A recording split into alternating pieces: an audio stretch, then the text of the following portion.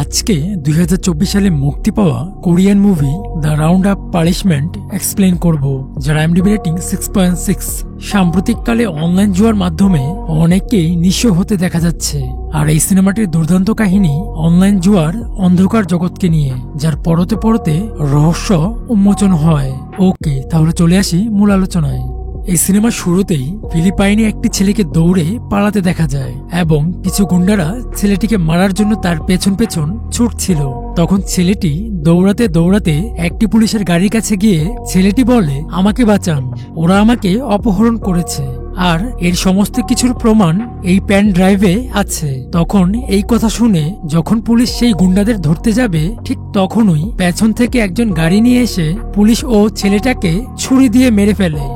আর এই লোকটির নাম ব্যাক। এই ব্যাক নামক লোকটি হলো একটা মাফিয়া গ্যাংয়ের বস, যে কিনা ফিলিপাইনে বসে সারা দেশে মোবাইলে অনলাইনে জুয়ার ব্যবসা করে, মানে যাকে ক্যাসিনো জুয়ার ব্যবসা বলে।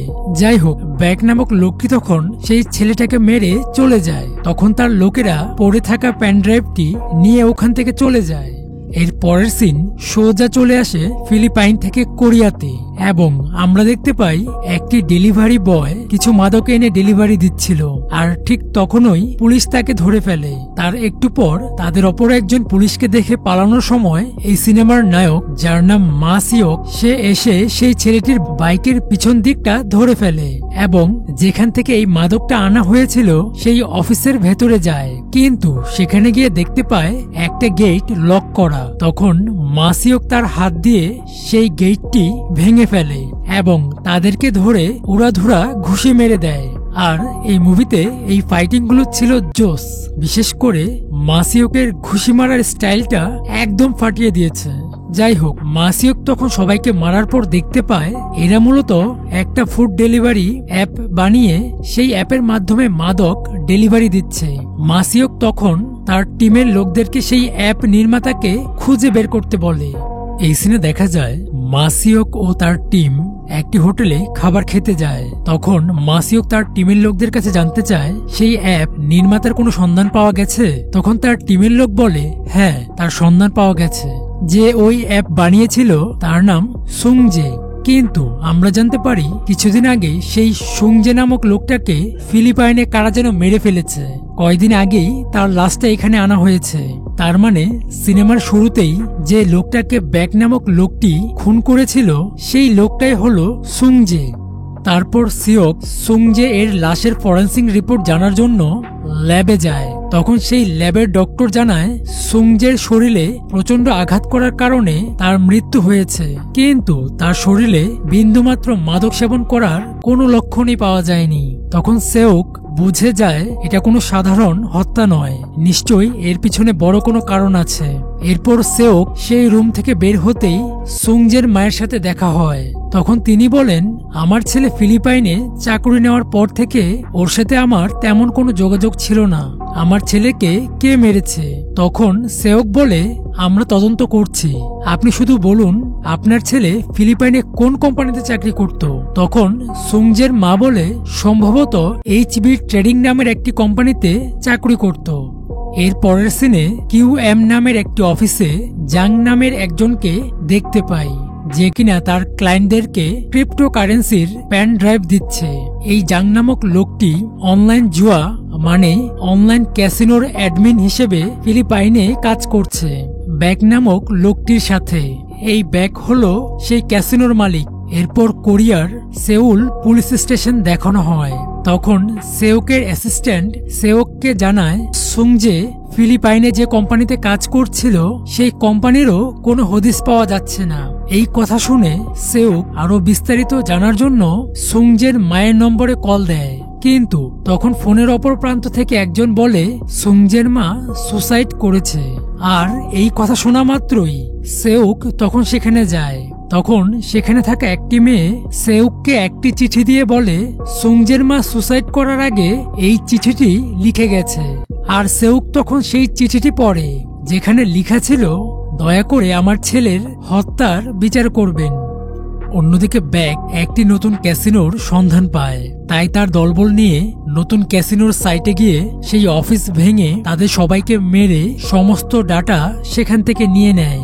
আসলে ব্যাক চায় না ফিলিপাইনে দ্বিতীয় আর কোনো ক্যাসিনো সাইট হোক, কারণ ব্যাক ফিলিপাইনে ক্যাসিনোর একক রাজত্ব করতে চায়। সে একাই এই জুয়ার ব্যবসা চালাবে, আর কাউকে সে দিবে না ব্যবসা করতে।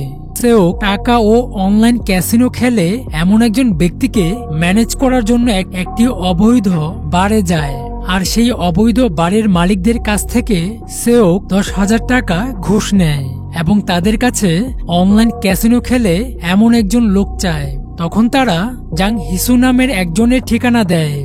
এরপর সেও জাং হিসুকে আনার জন্য তার কাছে যায় ও তাকে থানায় নিয়ে আসে এবং সেই ক্যাসিনো সাইট দেখিয়ে ওই সাইটের ব্যাপারে জানতে চায়। তখন জাং হিসু বলে, আমি নিজেও ক্যাসিনো ব্যবসা করেছি, কিন্তু এই সাইটের জন্য বেশি দিন চালাতে পারিনি, কারণ ওরা আমার সাইট হ্যাক করে নিয়েছিল।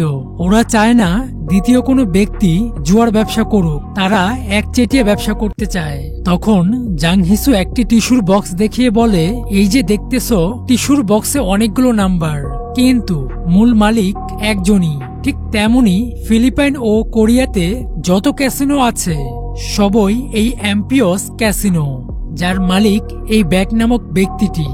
তখন সেওক বলে, তুমি কি ওদের কাউকে চেনো? তখন জাং হিসু বলে, আমি ওই সাইটের মূল কাউকেই চিনি না, তবে ওদের একজনকে চিনি, যার নাম সাং হিসু। এরপর সেওক জাং হিসুকে দিয়ে জুয়া খেলানোর নাম করে সাং হিসুকে ধরে ফেলে এবং তার বস কে, কোথায় থাকে সেটা জানতে চায়। তখন সাং হিসু বলে, আমার বসের নাম ইউসেং, যে কিনা ফিলিপাইনে থাকে, আর আজকেই সে কোরিয়াতে আসবে। এরপর সেওক ইউসেংকে ধরার জন্য এয়ারপোর্টে যায়, কিন্তু তখনই আমরা দেখতে পারি ব্যাক নামক লোকটি সেউকের সামনে দিয়ে যাচ্ছিল, যেটা সেউক লক্ষ্য করে না। একটু পরে সেখানে ইউসেং আসে, আর তারপর সেউকও তার টিমের লোক তার পিছু নেয়, কিন্তু সে পালাতে চেষ্টা করে। ইউসেং পালাতে গিয়ে এক পর্যায়ে সেউকের গাড়িতেই উঠে পড়ে, আর এরপর সেউক তাকে ধরে থানায় নিয়ে আসে। অপরদিকে সেওক তার টিমের সবার সাথে একটা প্ল্যান করে। সেওক ও তার টিমের সবাই মিলে ওই ক্যাসিনো সাইটের মতো করেই একটা সাইট বানাবে, তাও আবার সেটা ফিলিপাইনে। আর ব্যাক যেহেতু ফিলিপাইনে অন্য ব্যক্তিকে জুয়ার ব্যবসা করতে দেয় না, তাই আমরা ফিলিপাইনেই একটি ক্যাসিনো খুলব। আর যখন ব্যাকের কাছে খবর যাবে আবারও কেউ নতুন করে ক্যাসিনো ব্যবসা খুলে বসেছে, সেই খবর শোনা মাত্রই ব্যাক নিশ্চয় আসবে আমাদের ব্যবসা ধ্বংস করতে। ঠিক তখনই আমরা ব্যাক ও জাংকে একসাথে ধরব। তখন সিওকের এই কথা শুনে তাদের টিমের একজন বলে, সবই বুঝলাম, কিন্তু এই ক্যাসিনো সাইট আমাদেরকে বানিয়ে দিবে কে? তখন সেওক বলে, জাং হিসু আমাদেরকে এই সাইট বানিয়ে দিবে। এরপর সেওক জাং হিসুর কাছে গিয়ে তাকে গাড়িতে করে নিয়ে আসে, কিন্তু জাং হিসু আসতে চায় না। তখন সেওক একটু চালাকি করে, কারণ জাং হিসু একটু মাথা মোটা লোক, তাই তাকে বোকা বানানো সহজ। তাই তখন সিওক জাং হিসুকে একটা ভুয়া সিক্রেট এজেন্ট অফিসারের ব্যাচ দিয়ে বলে, তুমি এখন থেকে পুলিশের লোক এবং একজন সিক্রেট অফিসার। তখন এই ভুয়া ব্যাচ পেয়ে জাং হিসু তো খুবই খুশি, আর তারপর তারা সবাই মিলে থানার ভেতরেই সেই ক্যাসিনো পর্যবেক্ষণ করার জন্য অফিস বানায় এবং তাদেরকে কিভাবে ক্যাসিনো সাইট চালাতে হবে জাং হিসু সেটা বুঝিয়ে দেয়। আর তারপর সেও তার টিমের কয়েকজনকে জাং হিসুর সাথে ফিলিপাইনে পাঠিয়ে দেয়, আর তারা ফিলিপাইনে পৌঁছে একটি গোডাউন ভাড়া নেয়, যেখানে ক্যাসিনোর টেবিল সাজায় এবং ক্যাসিনোর কিছু এক্সপার্টদের ভাড়া করে এনে ক্যাসিনো স্টার্ট করে দেয়। অন্যদিকে ব্যাকের প্ল্যান মোতাবেক কন জাঙ্ক নামক লোকটিকে এক জায়গায় আসতে বলে, আর জাঙ্ক যখন সেখানে আসে তখন ব্যাক জাঙ্কের পেটে ছুরি দিয়ে আঘাত করে এবং তার থেকে অ্যাডমিন পাসওয়ার্ড নিয়ে নেয় এবং ফিঙ্গার লক খোলার জন্য জ্যাঙ্ক তার হাতের আঙ্গুল কেটে নিয়ে সেখান থেকে চলে যায় এবং তখন কন ও তার লোকজন মিলে জ্যাঙ্ককে মেরে ফেলে। তারপর ব্যাক যখন বাহিরে চলে আসে ঠিক তখনই ফিলিপাইন থেকে ফোন করে বলে ফিলিপাইনে আরো একটি নতুন ক্যাসিনো সাইট চালু হয়েছে। তখন ব্যাক সেই সাইট হ্যাক করে সেখানে গিয়ে তাদের সবাইকে মেরে ফেলতে বলে। তখন ব্যাকের লোকজন সেই সাইট হ্যাক করতে লাগলো এবং সেখানে আসার জন্য বের হয়। আর ঠিক তখনই সেওক তাদের এই সাইট হ্যাক হওয়া দেখে বুঝতে পারে যে তারা এখনই তাদের ক্যাসিনোতে আসতেছে হামলা করতে। তখন তারা সমস্ত এক্সপার্টদের লুকিয়ে রেখে ফিলিপাইন পুলিশ নিয়ে ব্যাকের লোকজনকে ধরার জন্য প্রস্তুত হয়ে যায়। আর ব্যাকের লোকজন যখন আসে তখন তাদের সবাইকে ধরে ফেলে। অন্যদিকে ব্যাক নামক লোকটি জাংয়ের বাসায় যাচ্ছিল, আর এদিকে সেও তার টিমের সবাইকে নিয়ে ব্যাককে ধরার জন্য জাংয়ের বাসায় যাওয়ার জন্য বের হয়। কিন্তু ততক্ষণে ব্যাক জাংয়ের বাসায় গিয়ে সেই অ্যাডমিন পাসওয়ার্ড ব্যবহার করে ক্যাসিনোর সমস্ত গ্রাহকদের সার্ভার ডাটা নিয়ে নেয়। আর ঠিক তখনই সেখানে কর্ন নামক লোকটি চলে আসে। তখন ব্যাক বলে, আমি সার্ভার ডাটা নিয়ে যাচ্ছি আর তুমি এই সমস্ত টাকা নিয়ে যাও। তখন কর্নের লোকজন সেই টাকাগুলো ব্যাগে ভরতে লাগলো। অন্যদিকে ফিলিপাইনে সেওকের টিমের সবাই গিয়ে ব্যাকের ক্যাসিনো জব্দ করে। আর তখন সেওক দ্রুত জাংয়ের বাসার দিকে যেতে লাগলো। জাংয়ের বাসায় যাওয়ার পর সেখানে কর্নের লোকজনের সাথে সেওকের পুলিশ টিমের মারামারি হয় এবং এক পর্যায়ে সেওক কর্নকে মেরে জাং কোথায় আছে সেটা জানতে চায়। তখন কর্ন বলে ব্যাক জাংকে মেরে সমস্ত ডাটা নিয়ে এয়ারপোর্টের দিকে চলে গেছে। তখন সেই কথা শুনে সেওক গাড়ি নিয়ে সোজা এয়ারপোর্টের দিকে যেতে লাগলো এবং তার টিম লিডারকে ফোন করে বলে এয়ারপোর্টের সমস্ত সিসি ক্যামেরা যেন চেক করা হয়, কোনোভাবেই যেন ব্যাক পালাতে না পারে। তখন সেওকের টিম লিডার সেটাই করে। আর কিছুক্ষণ পরেই এয়ারপোর্টের কর্মীরা সিসি ক্যামেরা চেক করে ব্যাককে চিনতে পেরে তাদেরকে জানায় ব্যাক যে ফ্লাইটে যাবে সেটা আর মাত্র 10 মিনিট পরেই ছেড়ে দিবে। তখন সেউকের টিম লিডার এই ব্যাপারটা সেউককে জানায়। আর এটা শুনে সেউক তাড়াতাড়ি করে এয়ারপোর্টের ভেতরে গিয়ে তার আইডি কার্ড দেখিয়ে সেই বিমানের ভেতরে ঢুকে পড়ে এবং সেই বিমানের এয়ার হোস্টকে বলে এই বিমান ছাড়তে আর কয় মিনিট বাকি আছে। তখন এয়ার হোস্ট বলে আর মাত্র 5 মিনিট বাকি আছে। তখন সেউক বলে এই 5 মিনিটই আমার জন্য যথেষ্ট। এরপর সেউক বিমানের ভেতর থেকে সবাইকে বের হয়ে যেতে বলে আর সবাই তখন বের হয়ে যায়। আর তখন সবার সাথে ব্যাক ও তার ম্যানেজার বের হয়ে যেতে লাগলো। তখন সেউক বলে তোরা দুজন বের হবি না, আমি একজন মাকে কথা দিয়েছি তোদের দুইজনকে ধরবো। এই কথা শুনে ব্যাক বলে তুই একা আমাদের ধরতে পারবি? তখন সেউক হাতে গ্লাভস লাগিয়ে বলে আমি পুলিশ, যেই কারণে আমার পুরো শক্তি দিয়ে কাউকে মারতে পারি না, কিন্তু তোদেরকে আজ মারবো। আর এই কথা বলেই সেউক ব্যাক ও তার ম্যানেজারকে মারতে লাগে এবং তাদের মাঝে খুবই সুন্দর একটা ফাইট হয়। এই ফাইটের সিনটা অসাধারণ ছিল। এই মারামারির এক পর্যায়ে ব্যাক মার খেয়ে পড়ে থাকে। তখন ব্যাক সেউকের দিকে তাকিয়ে হাসতে থাকে। তখন সেউক দূর থেকে দৌড়ে এসে ব্যাকের মুখের উপর হাঁটু দিয়ে একটা জোরে লাথি মারে, যে কারণে ব্যাক তখন অজ্ঞান হয়ে পড়ে যায়। আর এরপর সেখানে সেউকের পুরো টিম এসে সবাইকে ধরে নিয়ে যায় এবং আমরা দেখতে পারি সেউক ও তার টিম ফিলিপাইন সহ কোরিয়ায় যত ক্যাসিনো ব্যবসায়ী আছে সবাইকে ধরছে এবং এই ব্যাপারটা সারা দেশের মিডিয়া নিউজ কভার করছে।